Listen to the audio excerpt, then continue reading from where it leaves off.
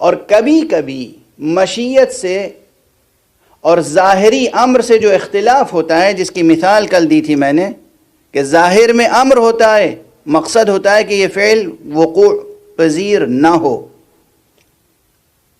امر کیا مگر ظاہر میں امر ہے، امر یعنی کرو، اور مشیت میں کیا ہے کہ یہ عمل انجام نہ پائے۔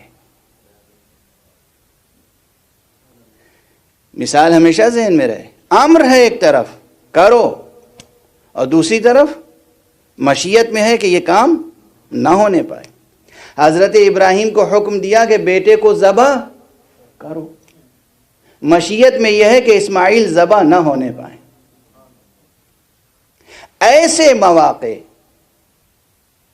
عقل و ایمان کی آزمائش کے لیے ہوتے ہیں۔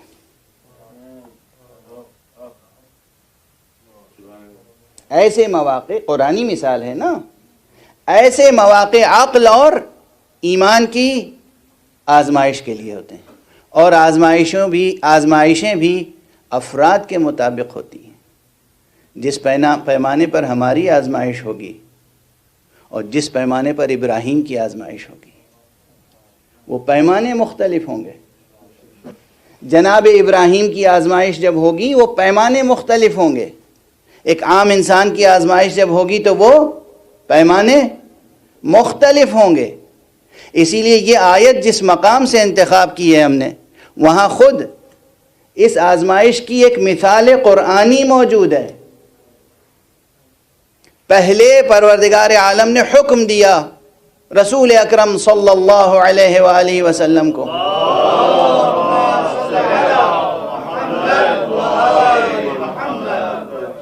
کہ اے حبیب آپ بیت المقدس کی طرف رخ کر کے نماز پڑھا کریں، جسے ہم اردو میں بیت المقدس کہتے ہیں۔ بیت المقدس کی طرف رخ کر کے نماز پڑھا کریں، قدس کی طرف رخ کر کے نماز پڑھا کریں، وہ ہے قبلہ آپ کا۔ سب کو معلوم ہے کہ کس طرف رخ کر کے نماز پڑھ لیں۔ اس کے بعد عین نماز کی حالت میں، نماز کے دوران حکم آیا رخ بدل دیں، اب کعبے کی طرف رخ کر کے نماز پڑھیں۔ کیا علم الہی میں پہلے کچھ اور تھا، پھر علم الہی میں کچھ نیا انکشاف ہو گیا؟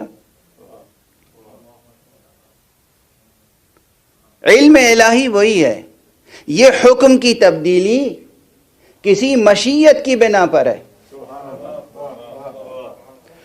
اس مشیت کا ایک راز منکشف خود قرآن نے کیا ہے یہ کہہ کر کہ یہ تمہاری آزمائش کے لیے ہے، کہ دیکھیں کون ثابت قدم رہتا ہے، کس کا دل ثابت رہتا ہے، کس کا دل منقلب ہونے لگتا ہے۔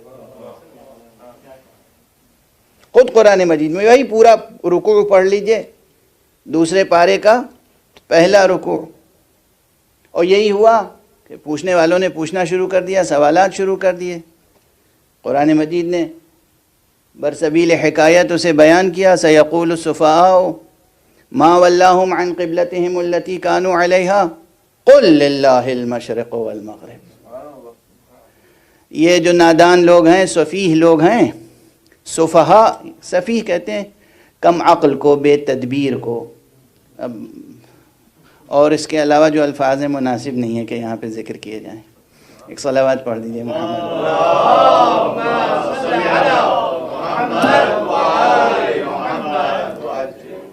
آپ کا یہ تو مثال بھی عرض کر دوں کہ سفیہ ایک فقہی اصطلاح بھی ہے شریعت میں۔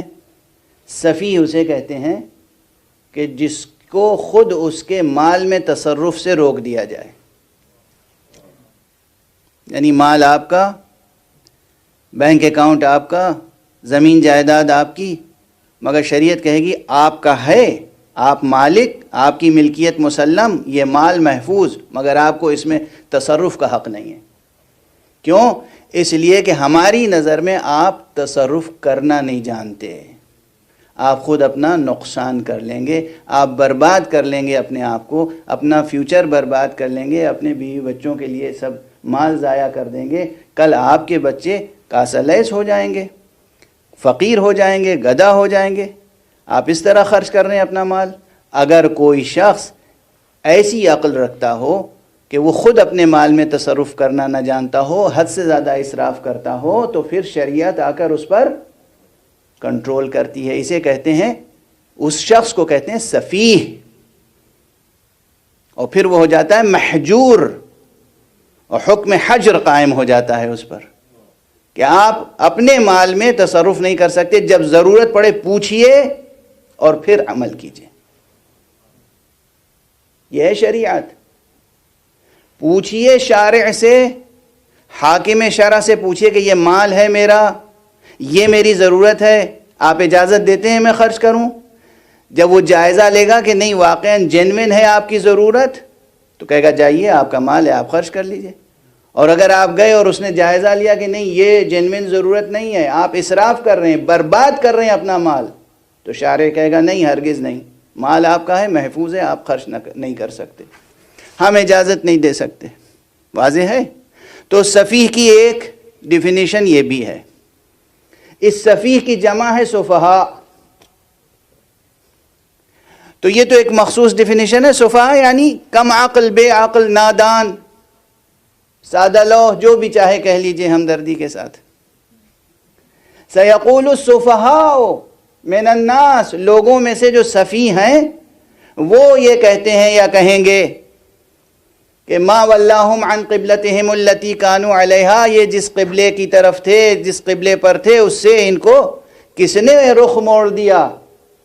قل للہ المشرق والمغرب، کہہ دیجئے اے حبیب کہ اسی کے لیے ہے مشرق بھی اور مغرب بھی، ساری سمتیں اسی اللہ کے لیے ہیں. یہدی من یشاء الی صراط مستقیم، وہ جس کو چاہتا ہے صراط مستقیم کی طرف موڑ دیتا ہے، صراط مستقیم کی ہدایت فرما دیتا ہے.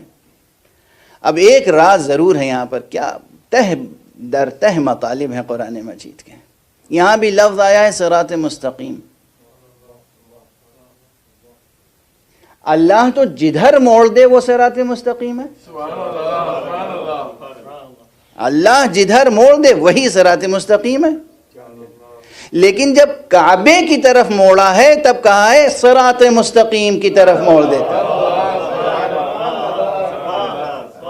اور فرما رہے ہیں آپ، یعنی کیا لطافتیں ہیں، کیا رعایتیں ہیں، کیا اعجاز سخن ہے. جب کعبے کی طرف موڑ دیا تو کہا کہ یہدی من یشاء الی صراط مستقیم، وہ جس کو چاہتا ہے صراط مستقیم کی طرف موڑ دیتا ہے. ایک صلوات پڑھ دیجئے محمد و آل محمد.